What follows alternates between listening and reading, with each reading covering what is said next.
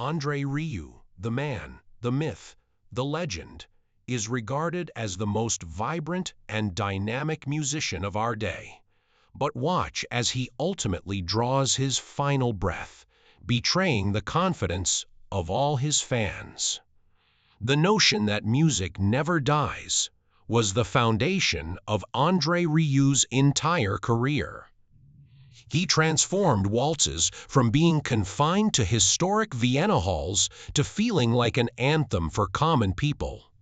He vowed for decades that his orchestra would perform everywhere in the world. However, the pledge broke when he got to Mexico in 2024. After 2 performances, he became ill, and 4 more concerts were postponed. The venues were deserted, leaving thousands of followers who had traveled for years to see him. There were no answers for the world. There was quiet. Illness was the only word in the production statement.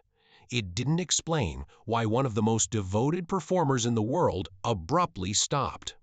The orchestra's manager, his son Pierre, had to deal with irate audiences and disgruntled promoters. People wanted to know if this was the end. Something darker was nourished by that quiet. His disappearance was announced on social media. False death notices proliferate. Fan pages and hashtags treated it as a farewell within hours. He had been interrupted by illness before. He became disoriented and lost his ability to perform in 2010 due to a viral infection of the vestibular nerve. Later on, he said that was the lowest period of his life.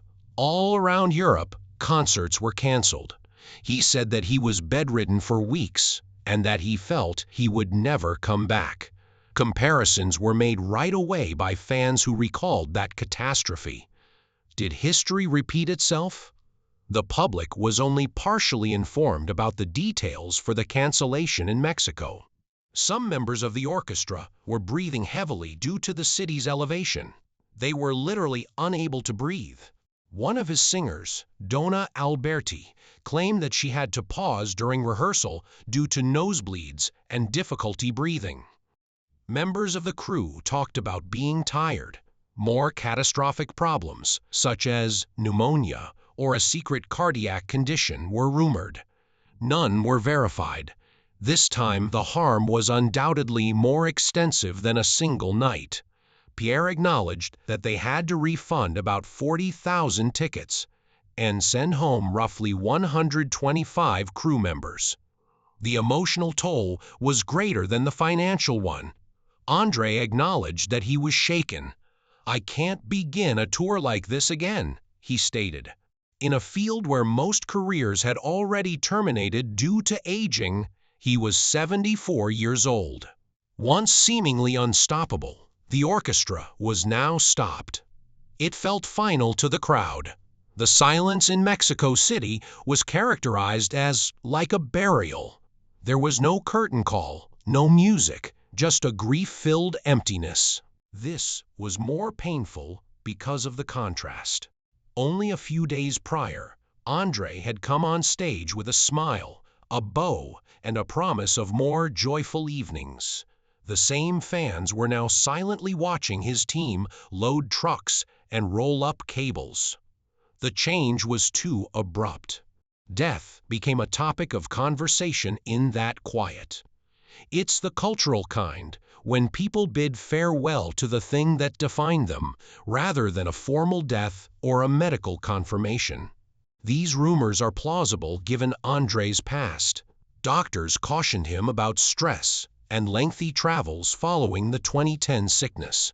He disregarded suggestions to slow down at the moment. He joked that he would perform till 140, but this time he acknowledged that the body was winning. He informed the Mexican media that he needed to pay more attention to himself. It sounded like a retirement speech, but it wasn't. This is no incident involving the orchestra. His family is involved. In 2016, André had to postpone the event as one member passed out in Nottingham due to a heart attack. The health of the orchestra was more important than the ire of the audience, he stated. Fans worried not just the loss of concerts, but also the end of an era. And that phrase now comes back as a foreshadowing. What future is left if the orchestra is family and the leader is frail? André developed his plays into enormous productions that needed months of rehearsal, special stages, and charter aircraft. He can't be replaced by many musicians because to their lack of scale and discipline. Concerts aren't the only thing his disease stops. It puts the Johann Strauss Orchestra's continued existence as a touring force in jeopardy. People grieve so rapidly because of this.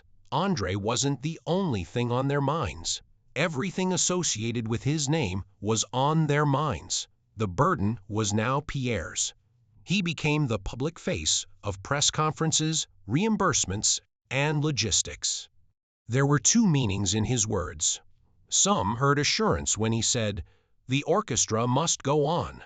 Others heard a fatherless son getting ready to take over. This is the starting weight. Although André Rieu didn't pass away in Mexico, the country's silence led many to assume that he had. The rumor of his death spread more quickly than the facts for days. Something did, in a sense, pass away that evening. The notion that there would be no repercussions if André continued to play. Mexico was where that myth came to an end. We will enter fully later, so don't worry. Music had been the foundation of his enterprise. It was never just his, though. André Rieu transformed performances into universes, which is why the Johann Strauss Orchestra, the Dresses, and the Waltz all worked. However, there were cracks behind the glitter. The seemingly indestructible orchestra had survived storms that almost destroyed it. The musicians left. Financial strain caused tours to fail, and the Rieu family repeatedly questioned whether the empire would just disappear overnight. Pierre witnessed it all as the son compelled to bear the burden as well as the victory, not as a fan. The 2008 financial crisis was the most obvious example of the flaws. André continued touring and investing millions in stage, while others tightened their belts. It almost destroyed him. There were subsequent cancellations. As bankruptcy rumors began to circulate, the Waltz King was unexpectedly vulnerable. His song failed to stop the headlines for the first time. Pierre saw this as a practice run for what lay ahead. Because you discover early on that one collapse always poses a threat to the other when your father is both a man and a brand. Money wasn't the only factor.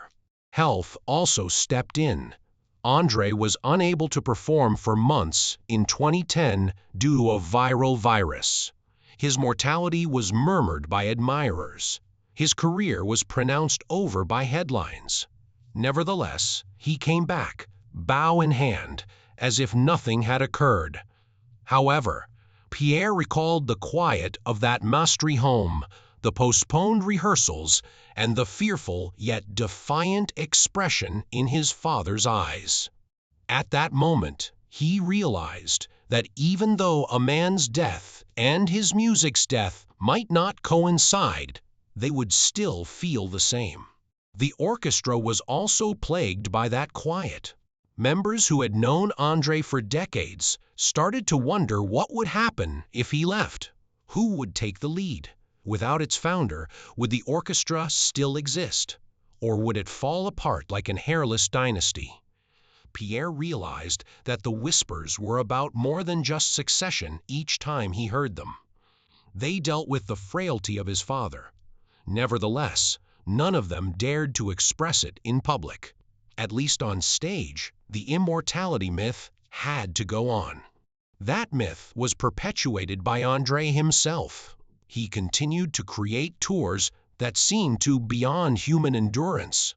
Fireworks-filled stadiums, dramatic staging, and never-ending travel. However, the financial, emotional, and physical costs increased along with the popularity of his songs. According to friends, his obsession with details drove him to weariness, as though managing the spectacle would postpone the inevitable.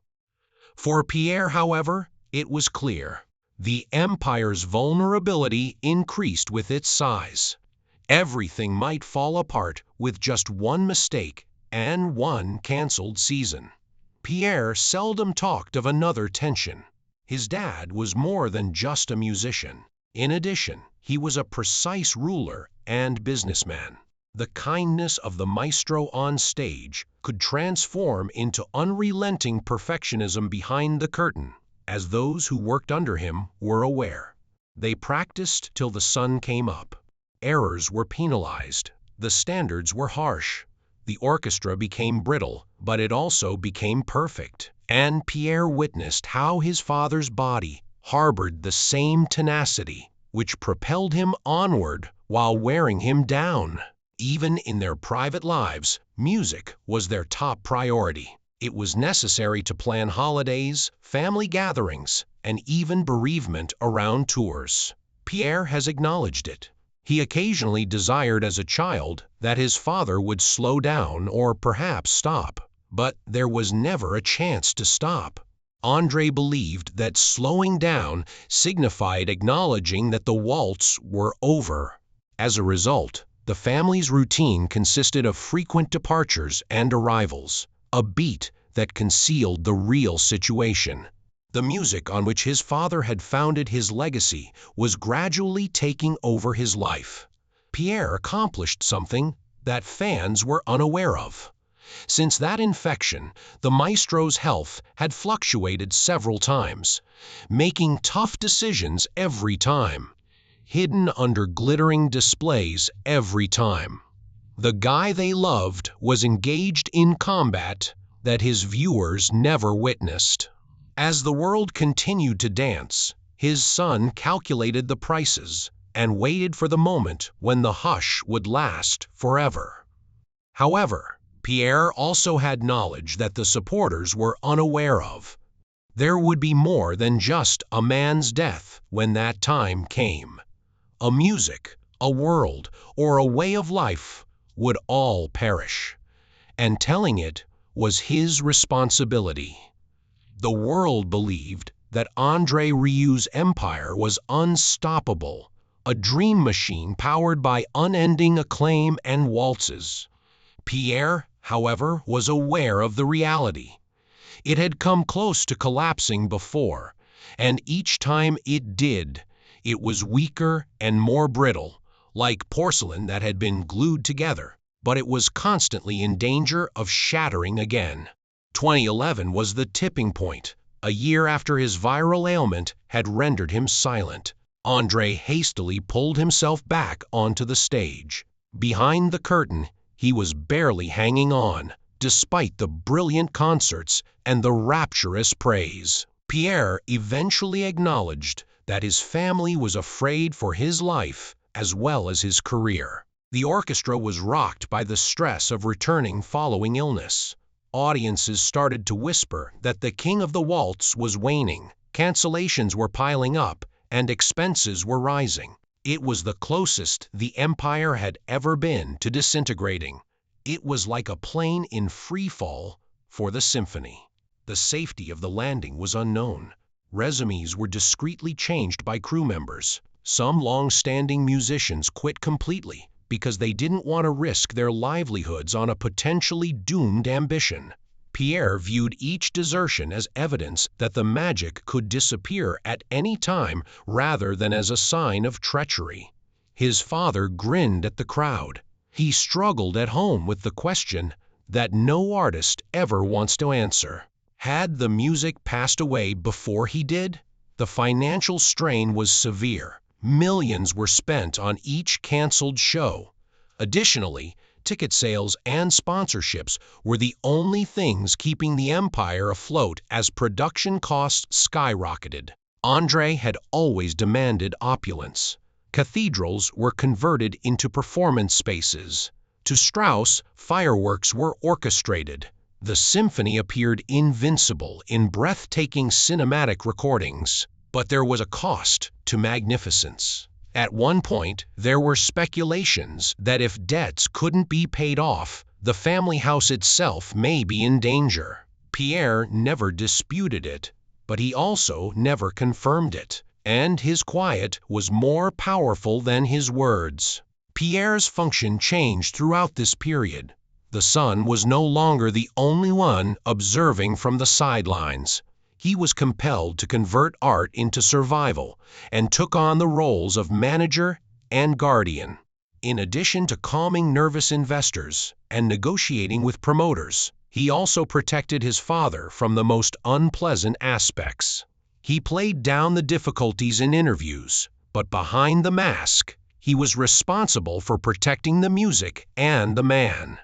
His father's decades-long legacy would come to an end if he failed, not with cheers, but in quiet. André's face reflected the tension. Fans became aware of the weariness for the first time. Critics speculated about his retirement while writing about his advanced age. Every tour cancellation was interpreted as a sign that the end was imminent. But he wouldn't back down. He returned to the stage with a bow in hand, as if each performance was evidence that he had once again avoided death, despite the physician's advice to rest. It wasn't courage to Pierre. It was a fixation. His father was battling more than simply sickness. He was battling time itself, and there were repercussions to that fixation. Subtle cracks appeared in the orchestra. In the wake of André, musicians discussed leadership. Would Pierre assume command? Is it possible to duplicate the maestro's presence?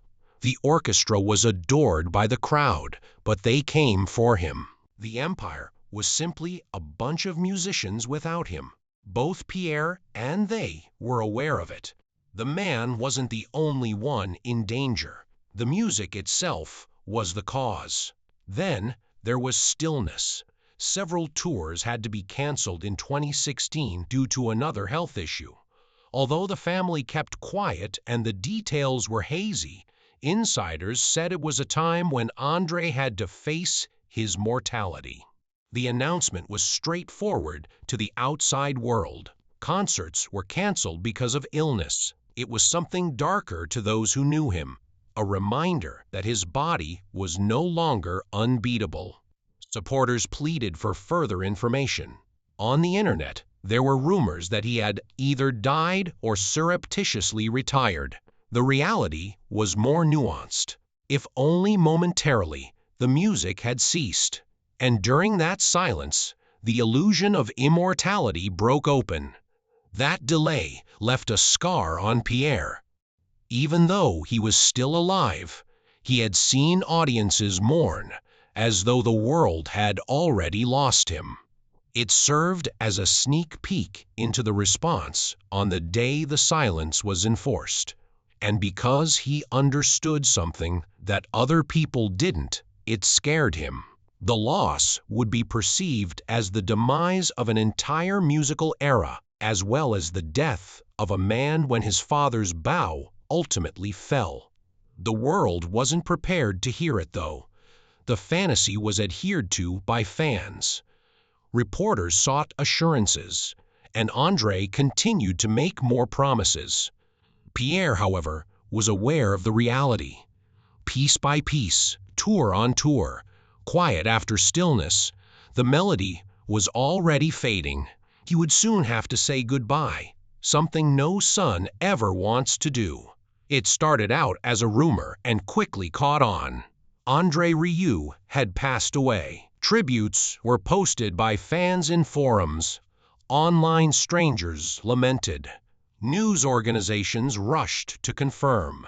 Although there had been previous rumors that he was going to die, this one was more significant because it was accompanied by quiet. The orchestra did not immediately make a statement. The absence of Pierre himself fueled conjecture that the worst had finally occurred. Since the truth was already half expected, it felt true to many. Before the curtain comes down, How many times can a man resist fatigue, disease, and collapse? As if the story were true, tributes flooded in. Resurfaced were clips from his gigs. Admirers recalled weddings, first dances, and times when his waltzes brought happiness into their lives. His music had been the soundtrack to the best recollections of entire generations. The loss of something really personal was what it would be like to imagine it gone. The facts were false, but the anguish was real. And for Pierre, it felt like he was seeing a practice run for the inevitable. The adjustment, however, followed. André was still alive. His death was not the tragedy. It was something more subdued, more difficult to describe, but equally destructive. The music itself has been dying piece by piece. Every concert cancellation, every pause in between tours, and every physical strain on his body represented not just a man's decline, but also the deterioration of a universe he had created. Though his dominion no longer bore the same immortality, the Waltz King had not permanently left the stage. Fans were lamenting the disappearance of the music they loved, a reality they were still unable to acknowledge. In the end, Pierre handled it with comments that exposed what the public had always feared rather than a drama or a dramatic press release. He talked about the tension, the fragility, and the price his father had paid to maintain the illusion. He acknowledged what insiders knew, but fans didn't want to hear. The orchestral empire couldn't continue indefinitely, and when silence finally came, it would take the music with it along with the man. It was a question of when, not if. It was a bitter irony. André had dedicated his life to bringing waltz back to life, persuading millions of people that a century-old genre of music was still relevant in today's society. By wrapping nostalgia in gowns and pyrotechnics, he transformed Strauss into a stadium show. However, by accomplishing this, he had tied his own life to a genre that would not be possible without him. André's creation lacked air, in contrast to rock bands and orchestras with revolving conductors. Although he was the most knowledgeable, Pierre was capable of running the company. One man's bow was the home of the magic. The sound perished without it. Fans were saddened by this, even during his lifetime. They encountered death in bits and pieces each time the stage went dark, as well as in the pauses, silences, and diminishing tours. Tragically, André Rieu had not abandoned them permanently. The reason was that they were already losing him gradually and unrelentingly over time, and Pierre, more than anybody else, had to watch as the world practiced its grieving beforehand. He once acknowledged that one day MRI would become quiet, and the yearly sight of waltz performed outside in the summer would disappear, leaving just recollections. He didn't present it as a retirement or the cancellation of a show. He referred to it as the death of music, as it really was. And he bore the responsibility of getting the world ready for it. Was it the end, though? He is still touring, as some of you may have surmised. The unfortunate twist is that André Rieu was already setting up his stage for something bigger, even as admirers sobbed over his passing. A farewell so boisterous and dramatic that it would seem like a celebration of death itself, rather than a silent conclusion. For the Waltz King will not disappear in silence. He intends to make a spectacular exit. His calendar has the proof right there. His name will continue to appear on posters around Europe, the Middle East, and other regions this year and next. October saw Abu Dhabi, followed shortly by Cologne and Frankfurt, Budapest, Romania, and Austria, and then Rick, his house, his stage, his cathedral, as if fate demanded it. The man they believed to be dead is not in hiding. He is constructing something that only he could envision, a series of concerts that serve as his farewell. It won't be subtle either. He's never been subtle. Orchestras clothed in gold, fireworks, and cathedrals illuminated like heaven.